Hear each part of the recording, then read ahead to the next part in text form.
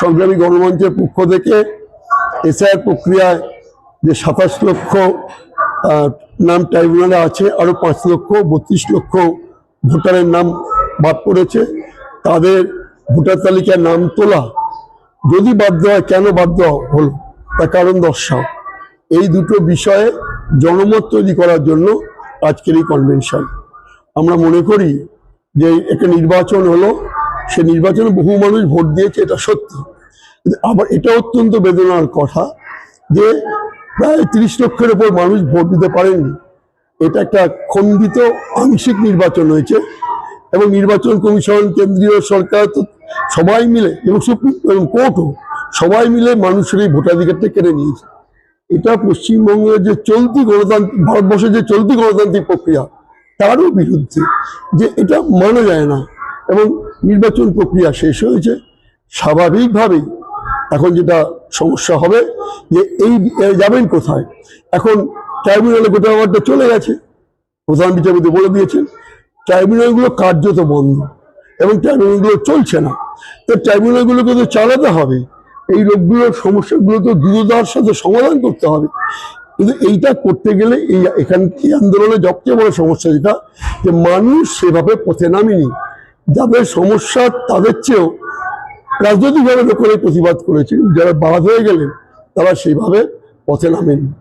বাপরা সে সমস্ত মানুষজনদের আমরা ডেকেছি এবং অজস্র মানুষ এসছেন বিভিন্ন জেলা থেকে, তাদের মতামত নেব এবং সেই মতামতের ওপর দাঁড়িয়ে আমরা এক ব্যাপক গণ আন্দোলন সৃষ্টি করার কথা বলবো। লড়াই দুভাবে হবে, একটা হচ্ছে ময়দানি পথে, যেটা আন্দোলনের মূল ভিত্তি, আবার ময়দানি পথে আন্দোলনটা জোরদার করলে তবেই কিন্তু আইন, বিচারপতি, সরকার নড়ে চলে বসে। আন্দোলন না হলে ওই কারোর কোনো কিছু হেলদোল থাকে না, যাচ্ছি। মানে এটা আমরা মানতে পারি না যে এত মানুষকে ডিভোটার করে দেওয়া।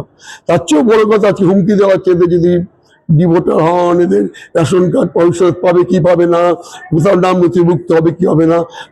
না ভোটার না, শুধু না নাগরিকেরও একটা পরিকল্পনা আছে। যদিও সরকার বলেছে না তাদের এসব করাবে না, কিন্তু সরকার কিন্তু বিশ্বাস নেই, মুহূর্তের মধ্যে সিদ্ধান্ত পরিবর্তন করে দেয়। এই তো কোনো নোটিশ নেই, বুল্ডোজার দিয়ে সমস্ত দোকানপাটের হকার উচ্ছেদ করে দিচ্ছে। ফলে মানুষকে যদি তার অধিকারকে অর্জন করতে হয়, তাকে পথে নামতে হবে এবং সেই পথে নামানোর তাগিদেই কিন্তু আজকের আমাদের কনভেনশন। এখান থেকে আমরা লড়াইয়ের কর্মসূচি নেব এবং এখান থেকে কিন্তু আমরা এটা বলবো, পথে নামুন, পথে নামলে আইনও আপনার পক্ষে দাঁড়াবে। ফলে পথের লড়াই, আইনের লড়াই, এর একটা সামঞ্জস্য রেখেই কিন্তু সংগ্রামী গণমঞ্চ এই লড়াই লড়তে চায়।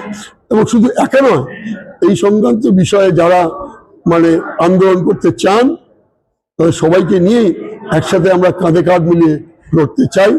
আজকে আমরা অত্যন্ত আনন্দিত, অত্যন্ত কম সময়ের মধ্যে আজকে বহু মানুষ এসছেন এই কনভেনশনে। আমাদের আশা পশ্চিমবঙ্গে একটা ব্যাপক গণ আন্দোলন গড়ে তুলবে।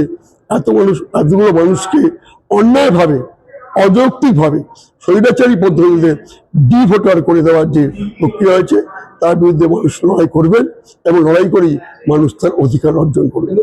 একটা প্রশ্ন হচ্ছে যে মিঠাবাড়ির মতো জায়গায় জায়গায় যেখানে যেখানে মানুষ পথে নেমেছে সেখানে সরকার বা রাষ্ট্র কিন্তু খুব রুথলেসলি ব্যাপারটাকে সাপ্রেস করেছে। তো এখানে যে আপনারা আন্দোলন গড়ে তোলার কথা বলছেন, সেখানে দমনপীড়ন নামলে আপনারা কি করবেন?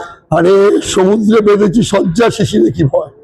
তো আমরা আন্দোলন করেই বড় হয়েছি, আন্দোলনের আগেও রুথলেস টর্চারের মুখে পড়েছি। একটা ন্যায়সঙ্গত ব্যাপার, সোজা কথা, আমার নাম ভোটার লিস্টে তোলো, মানে বাদ দিয়েছে কোনো কারণ দর্শক, এইটা তো কোনো বেআইনি বা রাষ্ট্রদ্রোহিতার কথা বলতে পারবে না। আমি আমার অধিকারের জন্য শান্তিপূর্ণভাবে প্রতিবাদ করতে পারবো না, এইটা হতেই পারে। আর এটা কোনো সরকারও ঠিক করে দেবে না। মানুষের অধিকার আন্দোলন কোনো সরকার ঠিক করে দেয় না। পথে নামবো, দেখা যাবে কি হবে। সিপিআইএম ইতিমধ্যে সুপ্রিম কোর্টে এটা নিয়ে আবেদন ফাইল করেছে, আরো একটি স্বেচ্ছাসেবী সংস্থা সুপ্রিম কোর্টে মুখ করেছে। এই পার্টিকুলার এই 26 লক্ষ যে শুনানি থমকে আছে এইটা নিয়ে আপনারা কি এই ধরনের শক্তিগুলোর সঙ্গে কোনো যৌথ পদক্ষেপ ভবিষ্যতে? আমি আগেই বলেছি যে আমরা এই প্রশ্নে যারা যারা আন্দোলন করছেন তাদের সবাইকে নিয়ে করবো। এক, দুটো, আমাদের মনে হয়েছে যে কোর্টে অনেক যাওয়া হয়ে গেছে, কিন্তু কোর্টকে প্রভাবিত করার জন্য যে রাস্তা আন্দোলন, সেটা তুলনামূলকভাবে অনেক কম হয়েছে। এটা কিন্তু পশ্চিমবঙ্গের চিত্র সঠিকভাবে প্রতিফলিত হয়নি। মানুষ আগে পথে নামে, তারপরে কোর্ট ব্যবহারে। এখন অদ্ভুত ব্যাপার কিছু হলে কোর্টে দৌড়াচ্ছে। আরে কোর্ট তো একটা অর্ডার দিলে এক্সিকিউটিভ সংস্থা, এটা বাস্তবায়িত করবে কে?